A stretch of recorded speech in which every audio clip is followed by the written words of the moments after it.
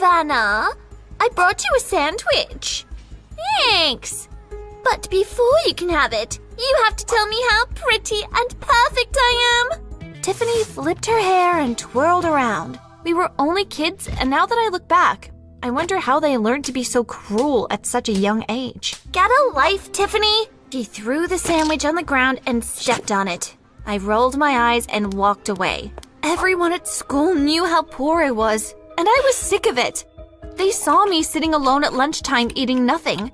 And while some people felt sorry for me, there were morons like Tiffany who just used my poverty to feel better about herself. So next week, my family and I are going on a cruise. Wow, awesome! That's something Savannah will never experience, right? Yeah, right! I hated being poor. But later on, I'd become really rich. And I hated that too. Make sure you keep watching to find out how. My parents weren't always poor. My dad came from a rich family, actually. But when he was about 20 years old, he got into a fight with my grandpa. He left and swore he'd never go back to his parents' house again. So I've never met my grandparents. Can you believe that?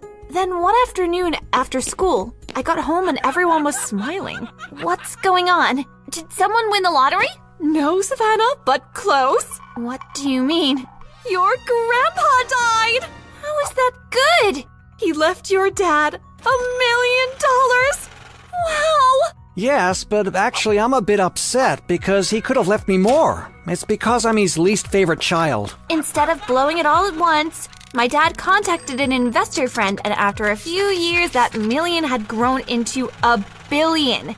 I don't really understand how they did it because I'm still not good with numbers and stuff like that. We went from rags to filthy rich. And it happened just in time though, because I was in the middle of my first year at high school and I was having a horrible time. We're going to move to Washington, D.C. Why? I just always wanted to live there. And we were off. There we upgraded to a very comfortable mansion in a super wealthy neighborhood. Then my parents decided that I had to go to the best school possible. They went searching for a few days and came home with exciting news one night. You're going to go to school with the president's daughters. What? Yes, the tuition fees are ridiculous, but we're filthy rich now, so it doesn't matter. Can you imagine the PTA meetings with the president? I'm so excited. Calm down, Dad. So, as you can tell by now, my life changed drastically. I went from being the poor kid with no food to the one who socialized with some of the richest, most important people in the country. And this felt great for a long time. Most of the people at my school were really nice to me. It was kinda odd because I was so accustomed to annoying high schoolers being super mean to each other. But here, that wasn't the case. I quickly made two best friends.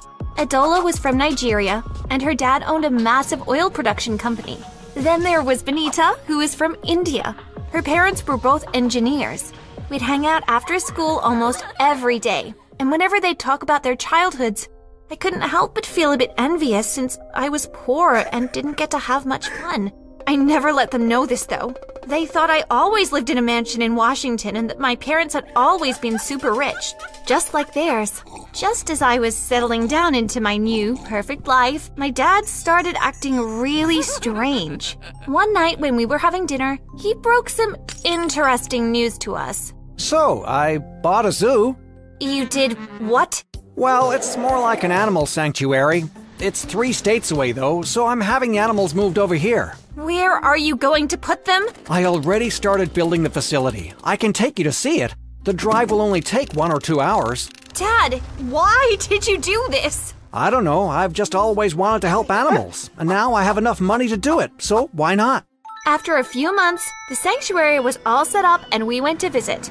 There were tons of animals there and my dad looked super excited. Guess what, Savannah? What? You're going to be working here every vacation. But why? I don't even like animals. And I was planning on going to camp with my friends. I'm sorry, honey, but I'm not going to have you growing up like those spoiled brats. You're going to have to learn what hard work is so that you never take our riches for granted. And so I spent my entire summer picking up zebra and lion poop. It was awful. But when September came, I was excited because I wouldn't have to do that for a while. Unfortunately, my dad had another ridiculous dinner announcement. I bought them all. The one downtown? Yes, it's mine. But why? Well, while we were poor, we never imagined being able to buy anything from a mall. Didn't that suck? Well, now we own it. So, I can just take whatever I want from any store? No, that's not how it works. You'll be working at the ice cream store there after school, though. Dad! No! Why? I told you you'd have to learn how to work hard. I'm not raising a spoiled child. You've got to learn what it means to work hard. I was so annoyed at my new job the next week. The owner of the ice cream shop was really nice, but I kept messing up on purpose so I could get fired. I never put the ice cream on the cones correctly, so half the time they fell off when I gave them to the customers. That means I wasted a lot of ice cream. Then another time, I left the freezer open and everything melted. But the owner refused to fire me. I wanted to cry. This was already ridiculous enough, but do you want to know the next weird thing my dad told us at dinner? I'm getting plastic surgery. So am I. We are going to look so young and hot again. What? No! Mom! Dad! You look perfect the way you are. You don't need to change yourselves. Wait till you start getting wrinkles. Then you'll understand. And in a flash, my parents transformed before my eyes. They went from okay-looking people in their late 40s to super good-looking 20-year-olds. To be honest, although I was skeptical about this, they actually looked pretty good. But nothing could prepare me for what was about to happen next. I noticed that my mom and dad were both acting pretty strange the next few months. My mom always went outside to answer her phone, and she came back inside blushing. My dad disappeared for hours sometimes, and he'd come back smelling like sweet perfume. I assumed he was probably at his mall trying different perfumes at the perfume store. Then, after a while, my parents hardly spoke to each other, and I couldn't understand why. Then, one random Tuesday at school, it all made sense. A boy 2 grades below me came to sit with me, Adiola, and Benita at lunchtime and stared at me like he was upset. Firstly, who are you? And secondly, what are you mad about?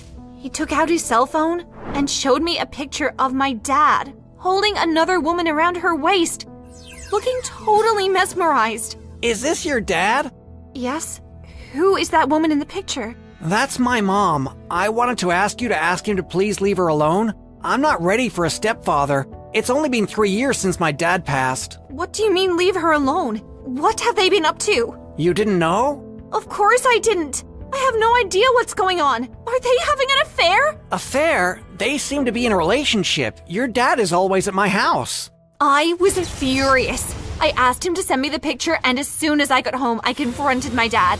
Who is this woman, and what were you doing? Oh, Sheila? That's my girlfriend. Does Mom know about this?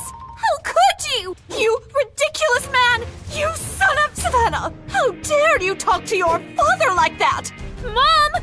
He's cheating! Okay, sit down, honey. We weren't sure how to say this to you, but the truth is that we've both been cheating on each other for a while now. Why? Well, after our surgery, we just felt like new people again. I wanted to see if I could still get asked out. And your dad? Well, I think he's going through a midlife crisis.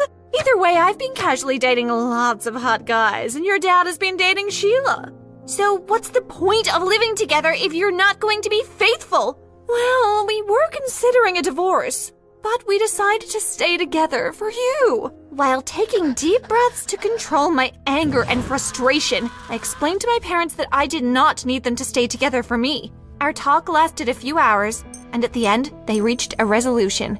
They were going to get a divorce. Mom and I stayed in the Washington mansion so I could finish school, and my dad bought a penthouse somewhere. For a while, it was difficult to deal with. And if you've ever dealt with divorced parents, you know what I mean. But something cheered me up a bit, and that was an invitation from 2 of the most popular girls, Tamara and Shayla. They found me in the library while I was studying for a test and asked me to meet them the next day at 6. Now, don't get me wrong, I was fine with my ordinary friends, but because of what I'd been through in the past, it really made me feel special that some of the most popular people saw me as someone. The next day, I waited for them in the same spot in the library. Hey, so you might find this a bit weird, but we're actually part of a club and we have meetings once a week. We have a meeting tonight and we'd like you to join. Okay. Where is it? At Trent's house. His parents are never home. Trent was like the king of the school. Every girl wanted him and every guy wanted to be like him. And now I was invited to his house? That was crazy! So I followed Tamara and Shayla, and when we got to Trent's house, about 10 people were already sitting in the living room. Have a seat, Savannah, said Trent. I sat down and listened to them having their meeting. It was one of the weirdest things I've ever experienced. It was like some kind of popularity convention where they spoke about how to keep being popular and what new trends they'd like to start. So, Savannah, Tamara said at the end, do you want to join us? Sure. This seems great. You'll rise to popularity really quick, but there is a catch. What's that? To join this club, you're going to have to go through some kind of initiation. What do I have to do? You have to record yourself doing something really embarrassing. Then the recording has to be played here in front of everyone. Okay. Do I decide what the embarrassing thing should be? No, we'll let you know on the day. I went home really excited, and it was all I could think about until the day came. Shayla walked up to me and gave me a brown paper bag filled with something that smelled awful. What's that? Cow dung! Where did you even get that? And what do you want me to do with it? Smear it all over the walls in the hallway. Don't forget to record. I figured that was easy enough. And I waited for everyone to leave at the end of the day before I got started. Put on gloves, set up the camera on my phone, and smeared the dung all over the walls. When I was done, I took off the gloves, washed my hands, and made sure the recording was saved. Later that night, I got a message from Tamara asking me to send her the video. I didn't think twice about sending it to her. I thought that she'd want to see it before it was played at the meeting. But this was the biggest, stupidest mistake I'd ever made. Because the next day at school, everyone looked at me like I was insane. And then I was called into the principal's office. Savannah, we were very happy to let you into our school, but this recent behavior has us asking questions. What are you talking about, sir? He took out his phone and played the video of me smearing dung all over the walls. I'm sorry, but this is not something we can tolerate at this school. Who is going to clean all of this? The school smells disgusting. I will call your mother and inform her that you are hereby expelled. No! Shayla and Tamara made me do it! It's not my fault! I tried to persuade him to let me stay, but he wouldn't listen at all. My mom was nearly in tears when she heard what I had done. Later, I found out that Tamara and Shayla were jealous of me, and they made up everything just to get me to ruin my reputation. Even if I had stayed at that school, everyone would have regarded me as that crazy cow dung girl, and it would have been back to square one, being an unpopular loner again. I'm frustrated because none of this would have happened if my parents hadn't become billionaires. Our family fell apart, and now my perfect life at school was ruined too. Maybe riches aren't all that, after all.